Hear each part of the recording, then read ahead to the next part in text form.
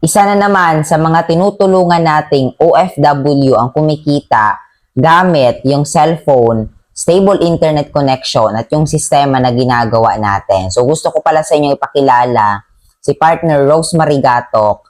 Isa siya sa mga nag-house sa akin before at ngayon kumikita na ng 3,000 pesos. And take note, kinita niya lang yan in just a matter of 5 minutes. Kaya naman, napakaswerte mo kung napapanood mo yung video na to, kung isa ka ding OFW, katulad ni partner Rosemary, dahil baka ikaw na rin yung next na matutulungan natin dito. So, pwede mo tong i-part-time, katulad ni partner Rosemary, ginagawa niya lang din yung opportunity natin as part-time habang nagtatrabaho siya sa Dubai. So, kung isa ka din sa mga interesado at gusto mong malaman kung paano ka din kikita katulad namin, so i-comment mo sa baba ng video na to kung nasaang country ka para ma-prioritize kita. So, see